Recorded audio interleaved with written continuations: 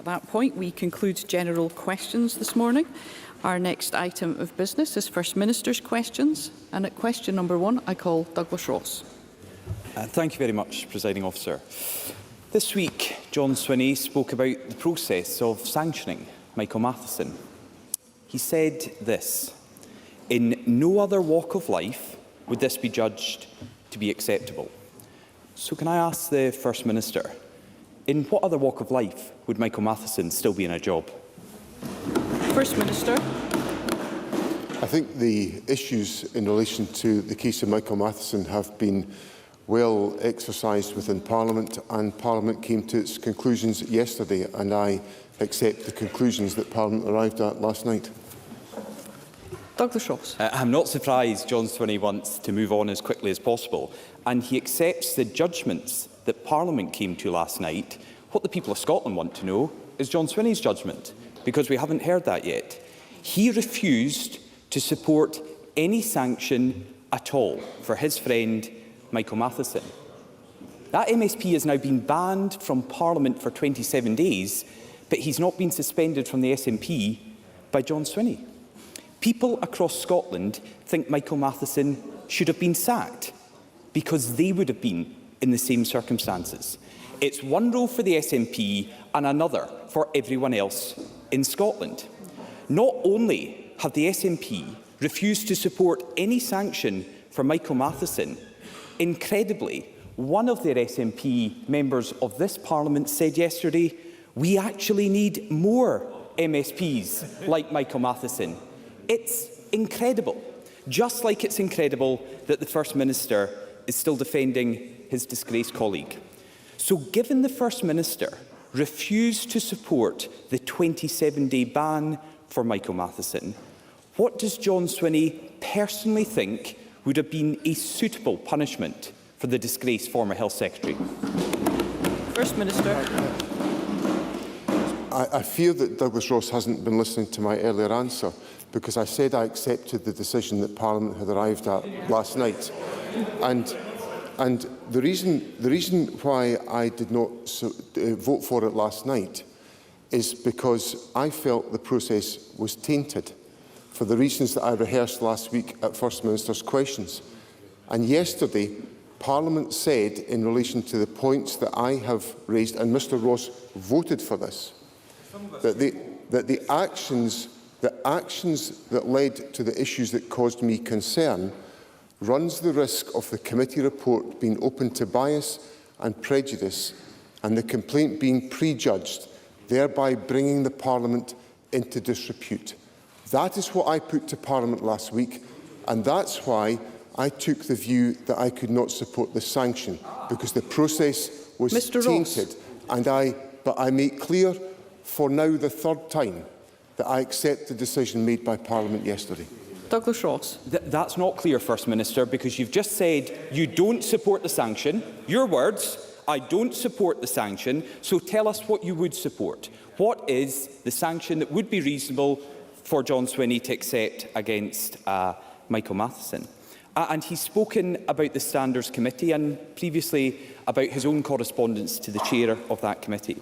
What John Swinney has not mentioned during all of these deliberations is correspondence that he himself received from a constituent in his Perthshire constituency. It's included in the Parliament's report that we were discussing yesterday and I'm raising today. John Swinney's constituent said Michael Matheson's £11,000 expenses claim was the equivalent of 5 years of tax on their retirement income, 4 years of council tax payments, or 3 years of energy bills. And Michael Matheson, in the words of John Swinney's Perthshire constituent, said this: he removed that money from the public purse for his own personal gain in a false claim. Now, that was sent to John Swinney in November. His constituent was calling for Michael Matheson to resign then. But John Swinney ignored his constituent so he could protect his friend. So how can John Swinney keep his own integrity if he backs a man who has none? First Minister. For the fourth time, Presiding Officer, I accept the outcome of the decision that Parliament arrived at yesterday. And what that includes is an acknowledgement by Parliament that the process that was undertaken by the committee risks bringing the Parliament into disrepute. Now, Mr Ross cannot escape what he voted for last night. And what that means is that Parliament has got to consider how it exercises its responsibilities in accordance with the principles of natural justice, which I am glad that Parliament agreed last night that the parliamentary corporate body should initiate an independent review of the Parliament's complaint process to restore integrity and confidence in the Parliament and its procedures. And that's what Parliament's decided to do. And what I will do is I will engage directly with my constituents who have returned me to this Parliament on 6 occasions. I will continue to engage with my constituents on a regular basis to serve them as faithfully as I have always done, and I will extend that to faithfully serving the country of which I have the privilege to be First Minister. Douglas Ross. John Swinney claimed he was a safe pair of hands, but even he must accept the shambles he has made of this scandal. But let's just listen to what John Swinney previously said, when it was Henry McLeish who'd claimed expenses and then paid them back. John Swinney's words, if the SNP members would like to hear. People around Scotland will be staggered by the amount of money that is involved. Crucially, the bond of trust that must exist between Scotland's First Minister and the people has been broken. John Swinney finished by saying, for the good of the Scottish Parliament, Mr McLeish must resign. What happened to that John Swinney? Where's he gone? When it doesn't involve someone in the SNP, John Swinney tries to talk like a man of integrity. He demands resignations. He speaks of trust. He preaches about honesty. But now it's his SNP friend. He's abandoned the principles he once had. So what does John Swinney's personal handling of this scandal say about his own character? First Minister. Can I remind Douglas Ross that in 2018, the Conservative group in this Parliament, I appreciate Mr Ross was not a member of the group at that time, he'd left the Scottish Parliament by that time, the Conservative group in this Parliament voted against sanctions that were applied by the Standards Committee on one of Mr Ross's members. So Mr Ross has got absolutely no credibility whatsoever to come here, has no credibility whatsoever to come here and suggest that my conduct or my actions have been in any way inappropriate here. Now, in addition to that, the issues that I went through at length last week, Presiding Officer, in answering Mr Ross, the issues I raised have now been endorsed by Parliament. First Minister, Mr Ross, you are aware that unless you've been called to speak, we should not be hearing any other member other than the member who's been called to speak. First Minister. So, Presiding Officer, the issues I raised have now been endorsed by Parliament. Mr Ross, I am going to ask you to apologise. I apologise. I was simply saying they've not been answered by John Swinney. Mr Ross, if this occurs again, I will be extremely frustrated and disappointed. First Minister. So, Presiding Officer, the issues that I raised last week have now been endorsed by the Democratic National Parliament of Scotland, and there is a process now underway which the corporate body will lead, which will address these issues and restore, in the words of the parliamentary motion, integrity and confidence in the Parliament and its procedures, which matter deeply to me as a member of this Parliament. For the 5th time, could I indicate that I accept the conclusions of Parliament yesterday? And the last thing I'm going to say to Mr Ross is this. I think it's pretty instructive that when Mr Ross goes through his sequence of questions and then eventually gets to the pouring out of the volume of personal abuse that he pours out, It tells us that Mr Ross has lost the argument, just as he has lost the argument throughout all of this, because he cannot do anything other than resort to nasty personal abuse. That's what Mr Ross contributes to this Parliament. Question number 2, Anna Sarwar. Presiding Officer, yesterday this Parliament agreed to suspend former Health Secretary Michael Matheson for attempting to misuse £11,000 of public money. And rather than defending Scots and protecting the integrity of Parliament, John Swinney chose to put his party before the country.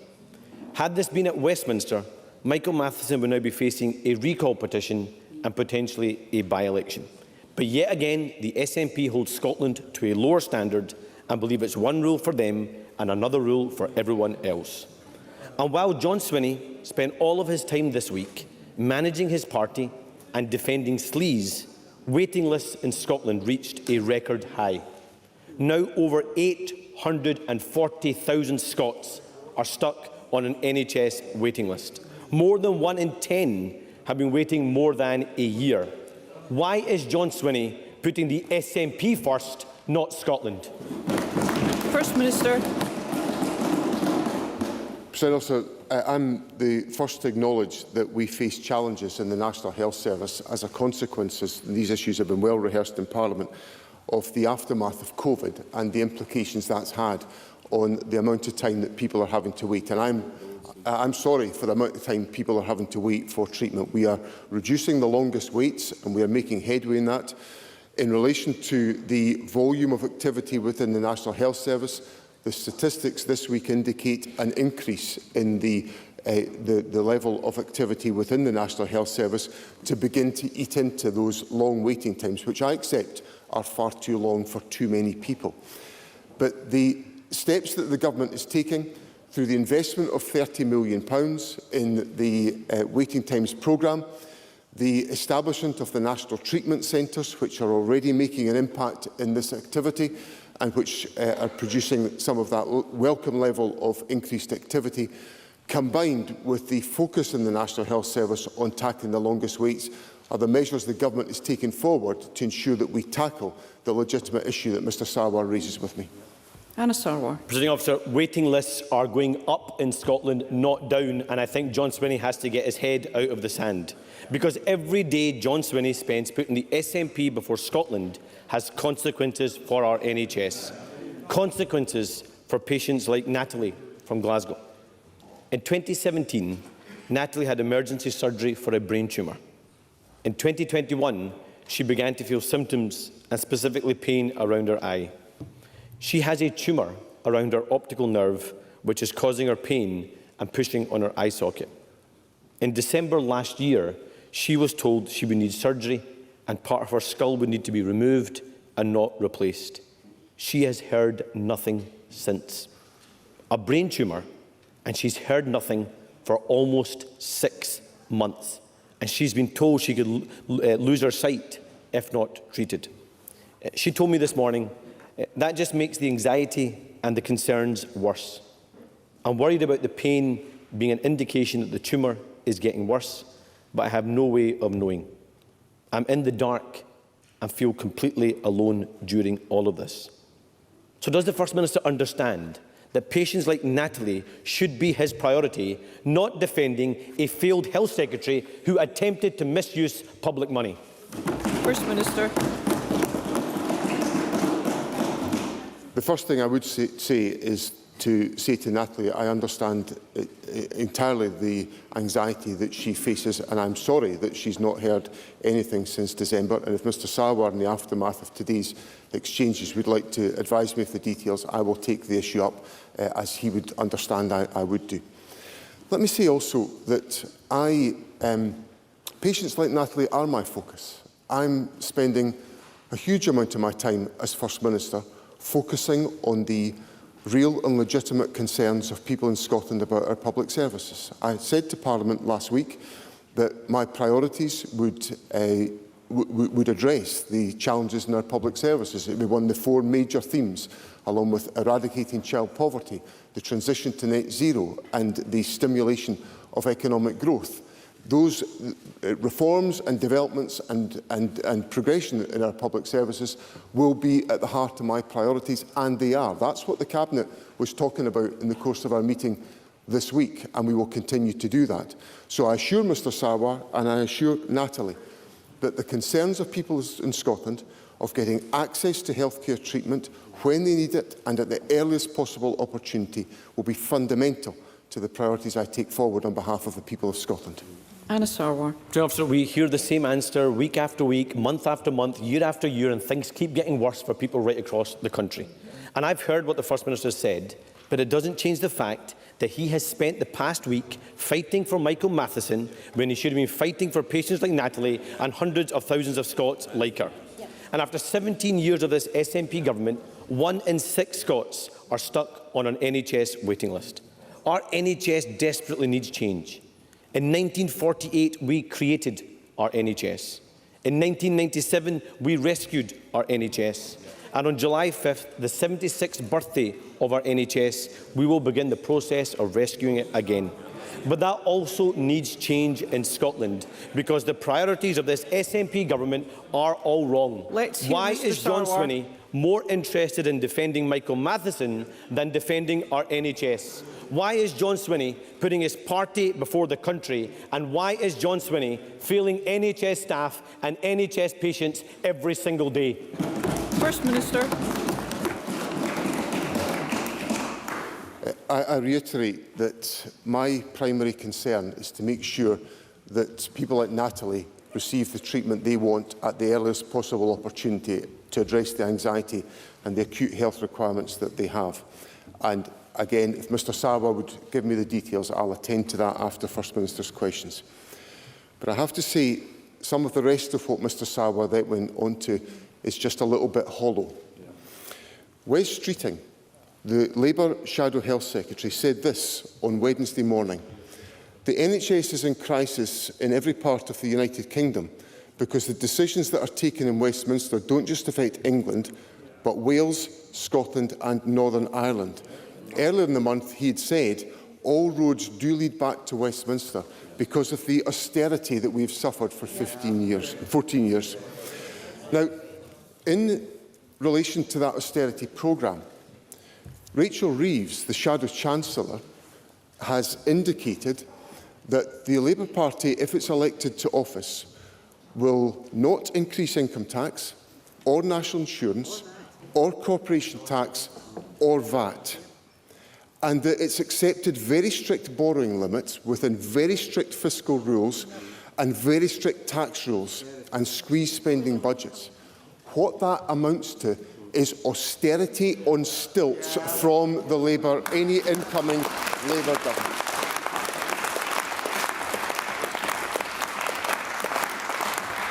And if that wasn't bad enough, Wes Streeting said yesterday that he will hold the door wide open for the private sector in the National Health Service. He will hold the door wide open. He went on to say, "We will go further than New Labour ever did. I want the NHS to form partnerships with the private sector that goes beyond just hospitals." So don't give me the stuff about the anniversary of the National Health Service. Labour's preparing to sell us out on austerity and the National Health Service and can't be trusted to deliver for the people of Scotland.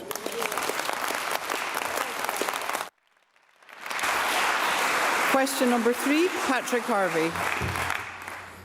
This week, the First Minister did give clarity on one issue when he called on the UK government to recognise the state of Palestine and end arms sales to Israel. But the same clarity is needed on the Scottish Government's devolved responsibilities in relation to Israel's genocidal action against Palestine. The United Nations has published a list of around 90 companies which it considers complicit in the illegal settlements that Israel has been constructing on Palestinian territory in the West Bank. Now, back in November, my colleague Ross Greer asked the former First Minister to agree that these companies should be banned from receiving public grants and contracts here in Scotland from within the devolved government's responsibilities. The then First Minister agreed in principle, saying that no company profiting from occupation should profit here in Scotland too. It's 7 months later, tens of thousands of deaths later, including at least 13,000 children. And in the West Bank, hundreds of Palestinians have been killed by Israeli soldiers and extremists. And yet the Scottish Government has not yet taken this action to ban companies on the UN's list of complicit companies from receiving grants. So will the First Minister send a very clear signal today, immediately banning these companies from receiving grants and other support from the Scottish Government? First Minister. Acknowledge the seriousness of the issues that Mr Harvey raises with me, and in what I said the other day, I indicated that there should be an immediate ceasefire in Gaza, that the hostages who have been taken should be returned to their loved ones, to whom they should have been returned a long time ago, and that arms sales to Israel should stop.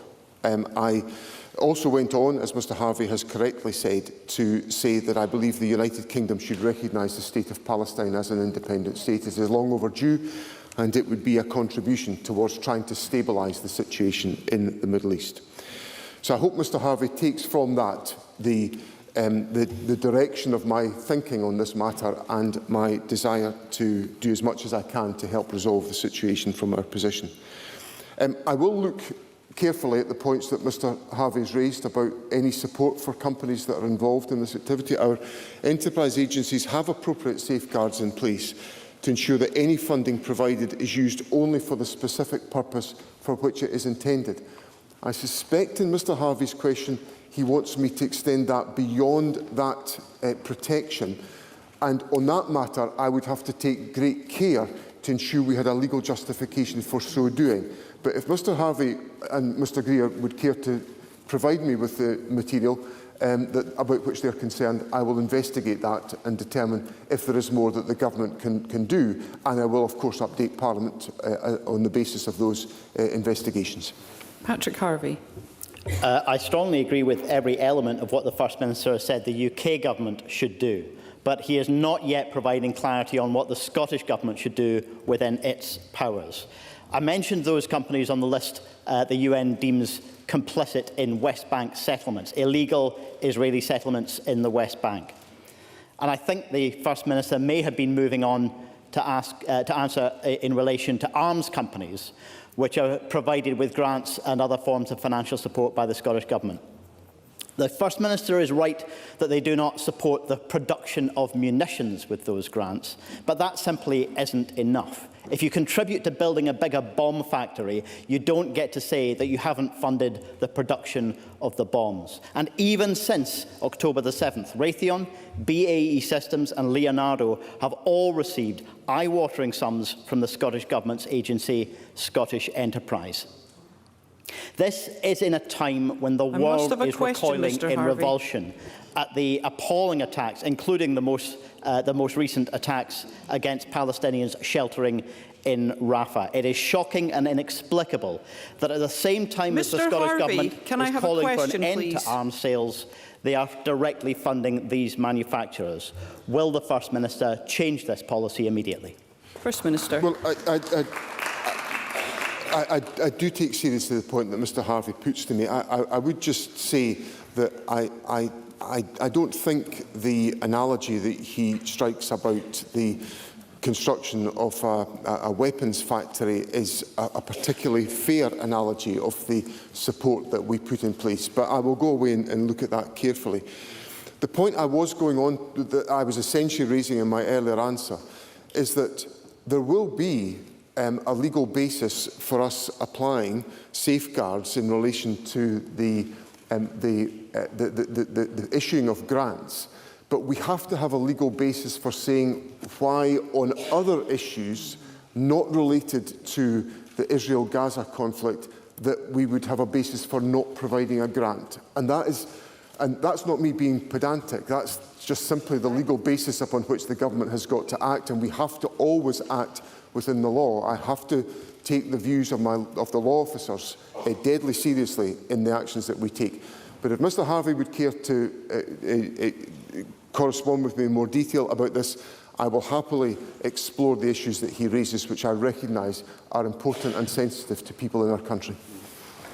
Question number 4, Claire Hawley. Thank you, Presiding Officer, and I refer members to my register of interest. I hold a bank nurse contract with Greater Glasgow and Clyde NHS. To ask the First Minister what assessment the Scottish Government has made of the potential impact on the health service in Scotland of Home Office data showing that the health and care worker visa applications are 76% lower in January to April this year compared to last year. First Minister. Presiding Officer, workers from overseas are filling vital roles supporting people who rely on them for the care they provide. This Government values people who have chosen to come to Scotland to make a positive contribution to our public services. Stopping people from bringing dependents to the UK is short-sighted and risks exacerbating shortages in the care sector. It is wrong that these changes are being driven by arbitrary decisions to reduce numbers rather than the needs of our public services and communities. It is therefore very concerning that the number of health and care worker visa applications has fallen, as Claire Hawley has recounted. Claire Hawley. I thank the First Minister for that answer. The impact which the UK Government's cruel immigration policies are having on Scotland's health and social care sector is a substantial concern. Can the First Minister confirm that the SNP, both in Holyrood and in Westminster, will ensure Scotland remains a welcoming and fair country for health and care staff to live and work, particularly from overseas? First Minister. Presiding Officer, I can give Claire Hawley that assurance. I think there are some very significant issues highlighted by the question that Claire Hawley puts to me. Mr Sarwar has raised an issue about NHS waiting times completely legitimately with me today. And one of the challenges that we face in the health service is the congestion in our hospitals created by delayed discharge. One of the issues about delayed discharge is that we do not have enough people able to deliver care packages within our communities.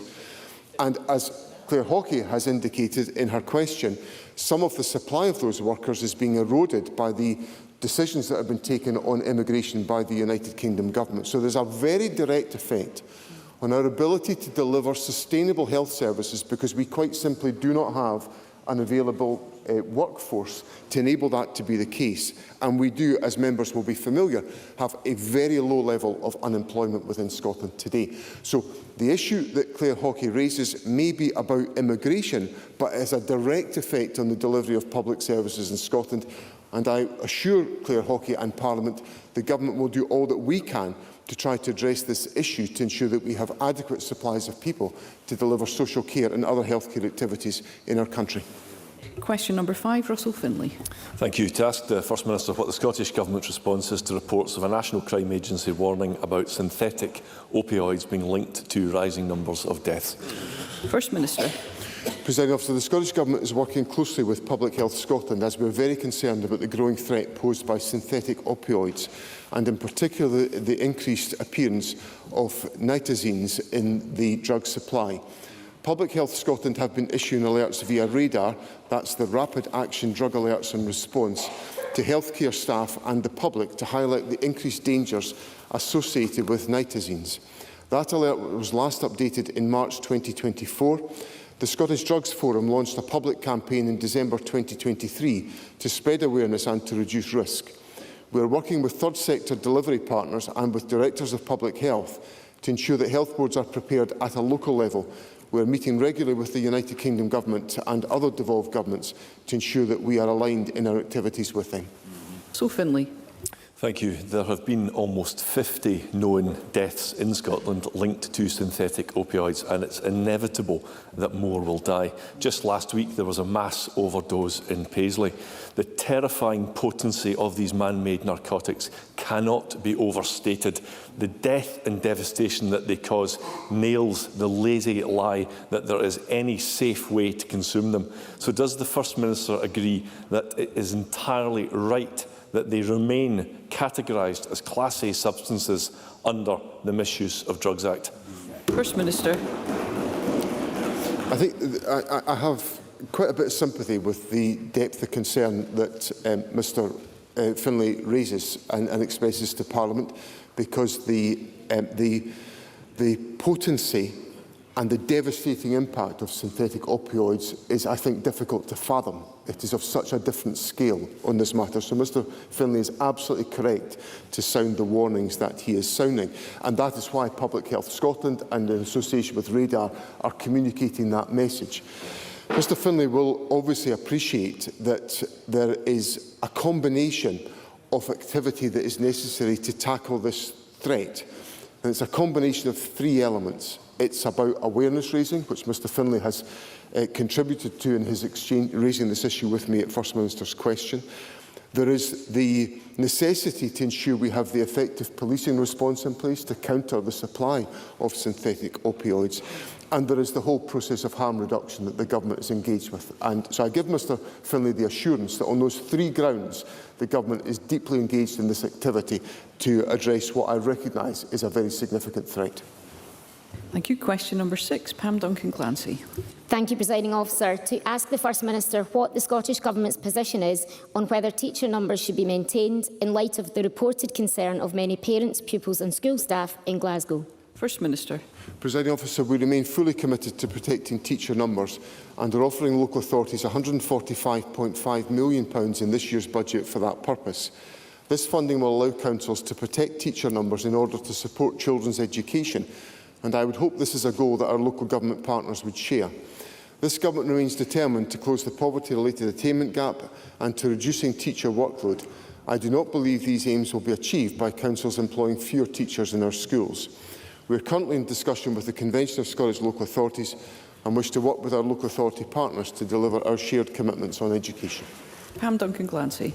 I thank the First Minister for that answer, but I'm afraid it will be cold comfort for teachers, parents and pupils in Glasgow, because the reality is that his SNP Green colleagues are slashing teacher numbers, impacting the poorest and most disadvantaged pupils the most. And it's not the first time this has happened on this First Minister's watch. As one young person said, at the most recent rally against these cuts, the First Minister owes it to young people to intervene after his decision in the 2020 exams fiasco saw the poorest pupils being downgraded.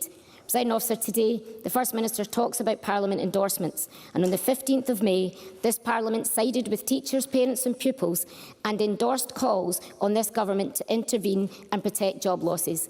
So can I ask the First Minister, what exactly is his government doing to deliver the will of this Parliament, and when will the jobs be saved? First Minister. Obviously, these are matters for local authorities individually to take forward. That's the constitutional arrangements of this country which ensure that the delivery of education is a matter within the competence of local authorities. The government is, Pam Duncan-Clancy asked me what is the government doing to help with this. Well, what the government is doing to help with this is the government is offering £145.5 million to local authorities to protect teacher numbers, and that's what the government is doing. Now, I find, I have to say, Pam Duncan-Clancy's concerns about this rather difficult to accept today, because if the Labour Party had their budget proposals accepted in the City of Glasgow, then the proposals of £30 million in education cuts from the Labour group on Glasgow City Council could have meant the loss of up to 650 teachers. So here we have the Labour Party coming here and in their proposition to people in this election, the prolonging of austerity, which is what they're going to carry on, so there'll be no new money coming along the track, prolonged austerity, continuing where the Tories have left off, and then when they're in council chambers around the country, they're wanting to reduce teacher numbers by 650. That is just unacceptable. The Scottish Government is doing what we can to support local authorities to protect teacher numbers, and we'll engage with local authorities to enable that's the case.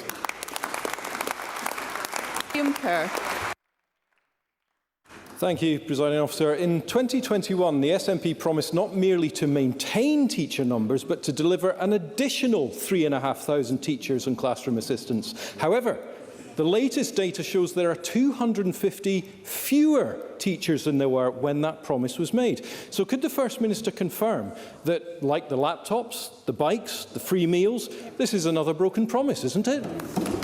First Minister.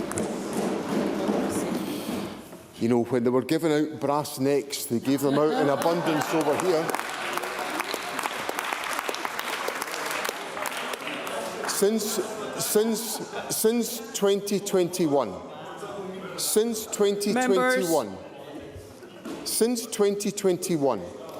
there have been two significant factors that have undermined the public finances in the United Kingdom.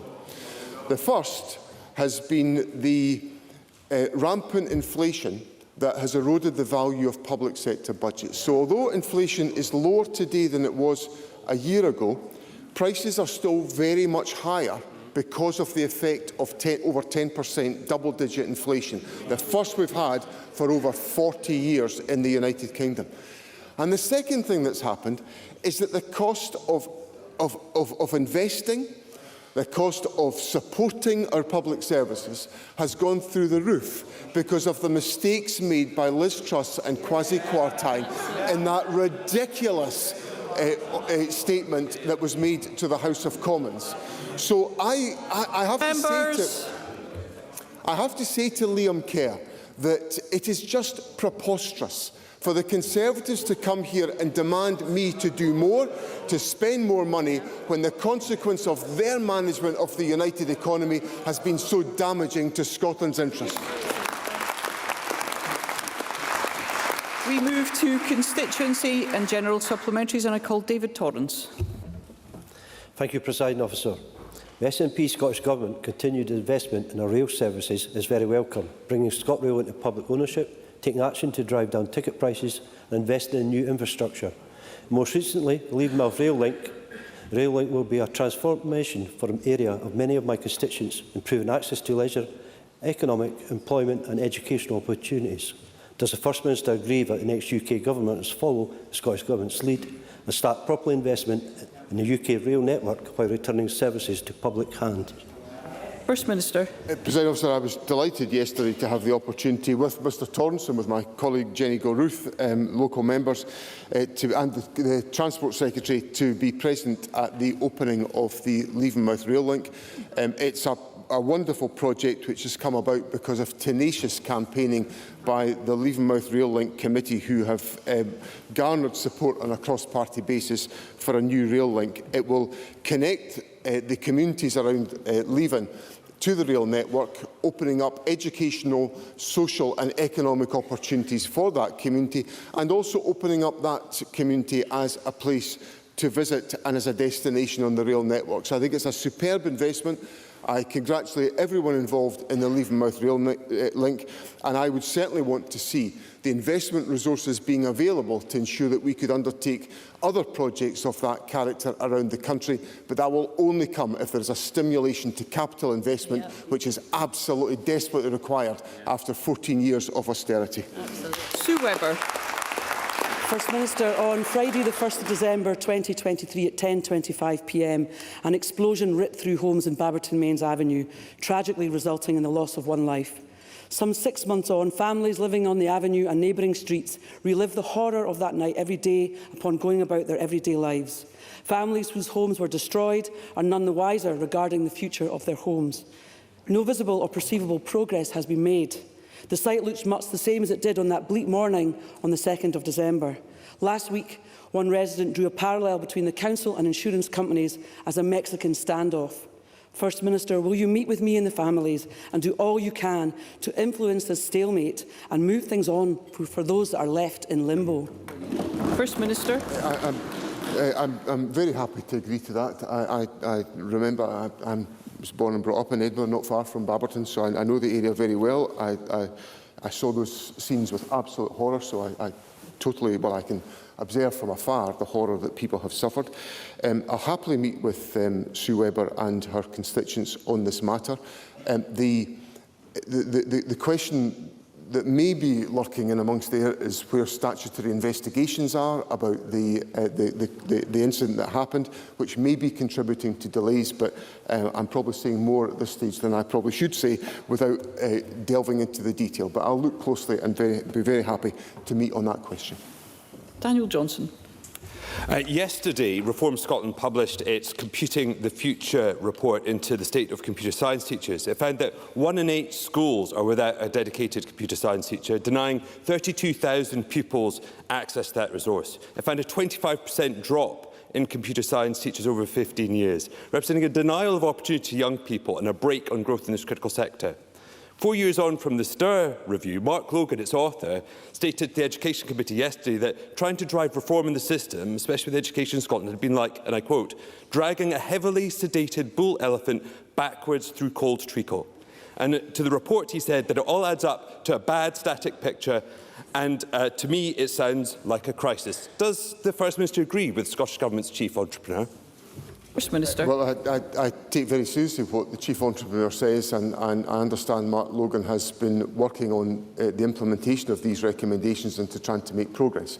If Mark Logan needs a bit more assistance from the First Minister, I will certainly offer it, and I know the Deputy First Minister will be very keen to support him in his efforts, because accessing computer science education for pupils is vital as an investment in the future of Scotland, and there is work that is being delivered to establish new courses, if my memory serves me right, with the University of Aberdeen to take forward these priorities.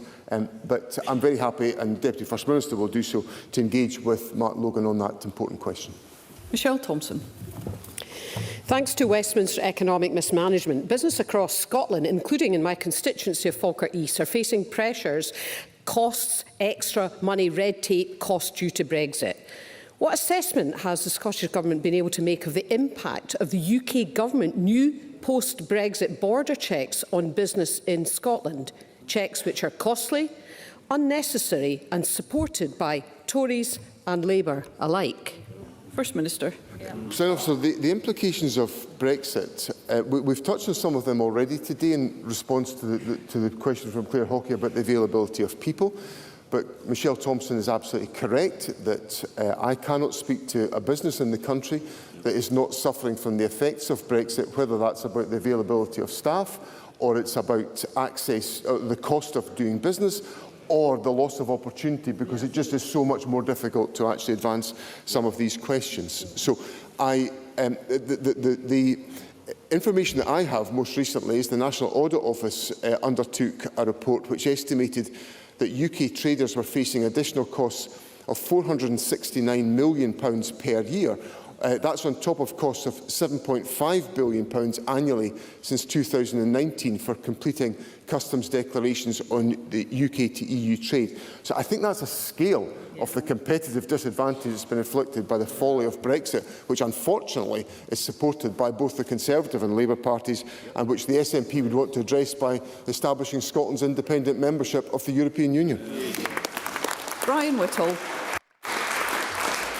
Thank you, Presiding Officer. First Minister, last weekend in Oregon, Josh Kerr from Edinburgh AC smashed the British mile record in an astonishing 3 minutes 45, eclipsing the great Steve Cram's record, which he's held for 39 years. He now ranks 6th on the world all-time list. He is already the world 1500-metre champion. He is already the world indoor 3000-metre champion and holds an Olympic bronze medal. Behind him, from Griffin McNorth, Neil Gourley running an astonishing 3 minutes 47, and Jake Whiteman from Edinburgh AC, a former 1500-metre world champion, running 3 minutes 47. Would the First Minister agree with me that these athletes, along with their female counterparts like Laura Muir, Gemma Reekie, Elise McColgan and Erin Wallace, are an inspiration to the future sportsmen and women? And would he join with me wishing them well in the upcoming Olympics in Paris? First Minister.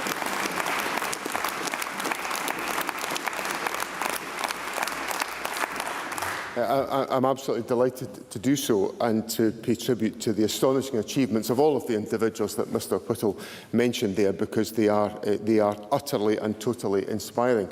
I have to say to Mr Whittle, they'll be a great deal faster than both he and I, if I may say so, and they're certainly a great deal faster than I was running through the centre of Edinburgh this morning at the ungodly hour that I was running this morning. But I do pay warm tribute, and they are an encouragement to us all to exercise, perhaps not as fast as they are able to exercise and compete, but to exercise and to take due care of ourselves to ensure our own physical fitness. So I'm very happy to associate myself with the comments of Brian Whittle and to encourage all of the athletes in the competitions they have in the forthcoming competitions. Paul Sweeney. Thank you, Presiding Officer. If the First Minister agrees that there is indeed a climate emergency, why is the Government's biggest capital project in Glasgow rebuilding a 50-year-old motorway viaduct, now estimated at a staggering cost of over £150 million with no consultation with my constituents, while cutting the city's public transport budget to zero? First Minister. Presiding Officer, there will be essential projects that have got to be undertaken to ensure public safety and also to guarantee that we have the appropriate level of connectivity within our communities. Now, there's a debate to be had about the merits of individual projects, but the Government has got an obligation to work with local authorities in a spirit of partnership to agree the infrastructure improvements that are necessary to assure connectivity in our country. And Stuart McMillan. Thank you, Presiding Officer. Can the First Minister clarify if the guidance from the Permanent Secretary concerning the UK election on the 4th of July will result in a delaying of the small vessel replacement programme being announced? First Minister. Presiding Officer, I answered a question on Tuesday which included the guidance that's been given to me by the Permanent Secretary, which regrettably, from my perspective, means that a significant amount of the explanation of the Government's programme will have to wait until after the United Kingdom election has been concluded. We do not anticipate an announcement on the small vessel replacement programme before the end of the pre-election period, as consideration of the business case by ministers remains ongoing. But if there is any alteration to that particular view, I will share that with Parliament. Thank you. That concludes First Minister's questions. The next item of business is a member's business debate in the name of Alec Rowley, and there'll now be